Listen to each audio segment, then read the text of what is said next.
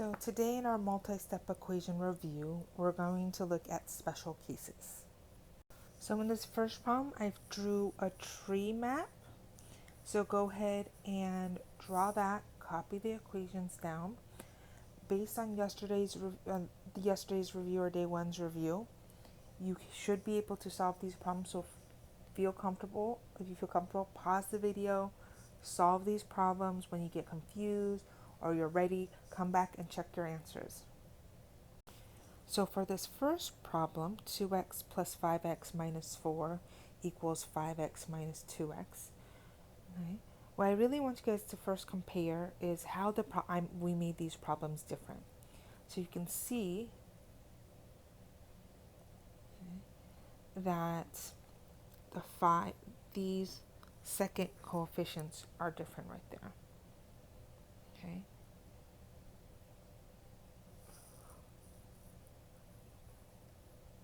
And then this negative 2 is also different. Okay. So just minor changes, but it makes a big deal in the problem. So for our first problem, okay, as we talked about on day one, we want to combine like terms. We always want to combine like terms first, which whatever's on the same side, so we can combine 2x and 5x, which gives us 7x minus 4 equals 5x minus 2. So because we have x's on both sides, we want to only have x's on one side of our equation. So we want to zero pair something out. So we want to zero pair the smaller number out. So I will zero pair the 5 out. So because it's a positive 5x, to zero pair it out, I would make a negative 5x. What I do to one side, I have to do the other side. So that becomes a 0. So now I have 2x minus 4 equals negative 2. And then because x is now on the left side, I want to get x by itself. So I have a negative 4. So I want to zero pair it out so I can get x by itself. So to do that, I have to add 4. That would be my zero pair, but what I do to one side, I have to do the other. So now that's my zero pair. So now I have 2x equals 2. So divide everything by 2. X equals 1. So that's my answer. Because x has an answer, even if it's a fraction or a decimal, a negative number or a 0, it has an answer. So that means it's a 1 solution.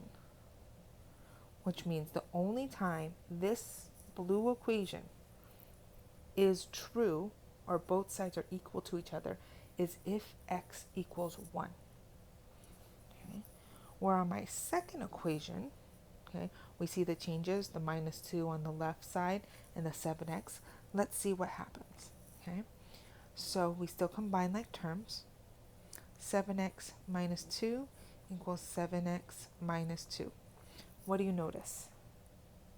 Well, both sides are the same. But that doesn't stop us from doing the work that we did on the first problem. Okay? So, but we should be able to see here, well, if both sides are the same, would it matter what value x is? Okay. So, but if we can continue on. So I want to isolate the variable. So then I would subtract 7x minus 7. But then what happens to my x's? Both sides, the x's become 0 pairs. So then I have negative 2 equals negative 2. Negative 2 will always equal negative 2. So that means this problem has infinite solutions.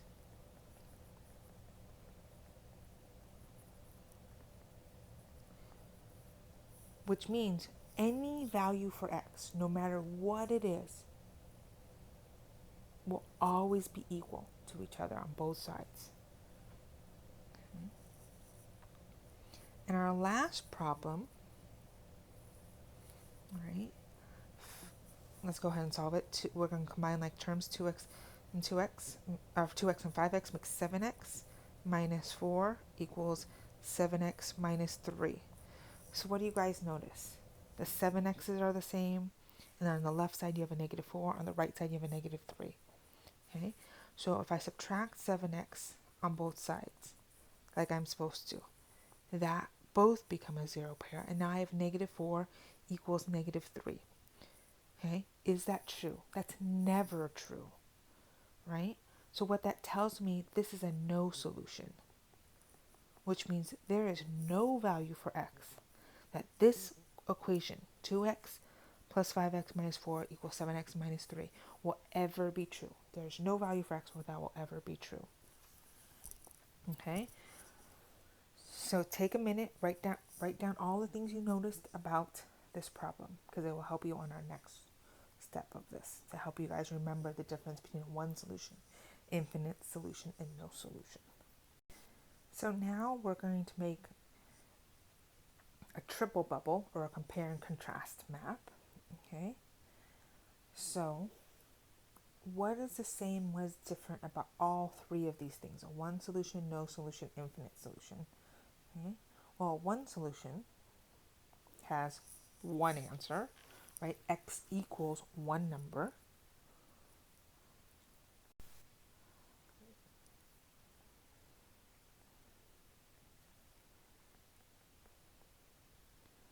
Right? Whereas infinite and no solution, if in an infinite solution, x equals all the number, any number is the answer, right? And in a no solution, no number is the answer.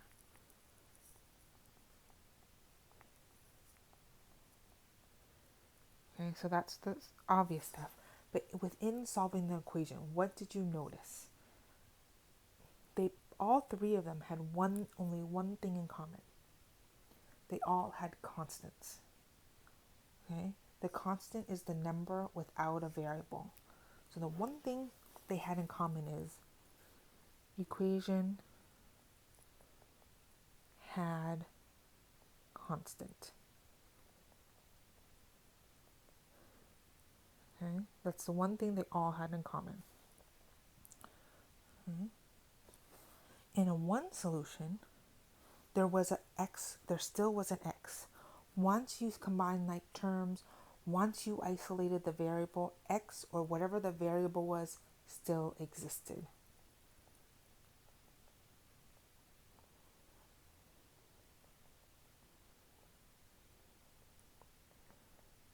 Because it has to equal the variable. Where in both the x and the y are the no solution and the infinite solution, okay, the variable zero paired out. So once you solved everything through, there was no variable at all. Okay.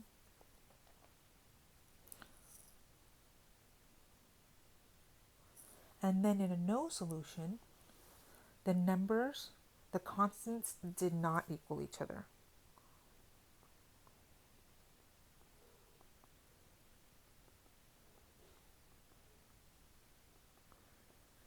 Whereas in an infinite solutions, the constants, numbers, the numbers without a variable did equal each other.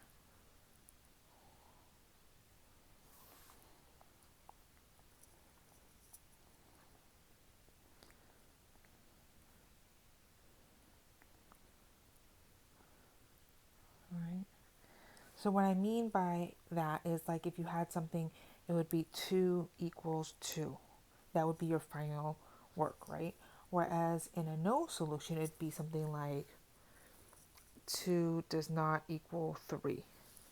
Whereas in a one solution, when I say x equals a number, it'd be like x equals 2. So that's the difference between the three of them. So hopefully this helps you understand the difference between the three, what you're looking for within your work, to check for your mistakes, check for answers, things like that, because there's always some kind of pattern in math. You just have to figure out what it is. And the sooner and the faster you can figure it out, the easier things become for you in math. So let's take what we learned the last couple days, have a review, and put it into action. So in this problem, okay, we have 24a minus 22 equals negative 4 times 1 and minus 6a. So first thing we have to do, we have to distribute the negative 4 to everything inside the parenthesis. So we leave everything else alone on the left side. So we have 24a minus 22 equals negative 4 plus 24a. Oh, I don't know why I made this a negative 24 on the left side. So we should notice right away that this 24a and this 24a are the same. So we should know that it's not a one solution. Because the 24a's are the same on the left and the right, what's going to happen when I subtract 24a to try to isolate my variable is that the variable will actually disappear, and all I have left is negative 22 equals negative 4. And because those numbers do not equal each other, okay, it is a no solution. So no number for a will ever be true for this equation.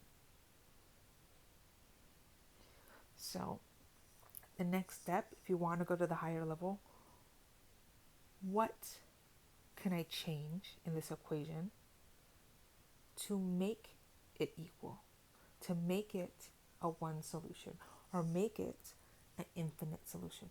So those are all higher level questions that you can be asking yourself to see if you fully understand these concepts. So go ahead, if you feel comfortable, try this problem out on your own, pause the video, and then come back and check your work, watch me work it out to see if you had the same thought process. Okay. Draw my line, distribute the 12 to everything, and then distribute the 8 to everything inside the right side of the parentheses.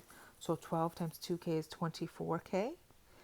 12 times 10 is plus 120. 8 times 3k is 24k. Then 8 times 15 is 120. So you should notice, okay, that both sides are exactly the same. So what's going to happen when I subtract 24k on both sides to zero it out is it will zero pair, and then I have 120 equals 120. So that means if both sides equal out, it means infinite solution. So that means any answer for k would always be true. Whole number, decimal fraction, any number. Okay? And so if you want to go the next level, if you want to challenge yourself a little bit more, what can you change about this problem to make it a no solution or a one solution? Okay? So as we're going along in math, we always want to try to think at that higher level how to challenge ourselves to make these problems harder. And your closure for today, write a little paragraph or bullet points about how do you know if an equation has a one solution, no solutions, or infinite solutions. Okay? If you're not sure, go back and watch some parts of the video. Okay? If you have any questions, make sure you email me. Hope you guys have a great day. Bye.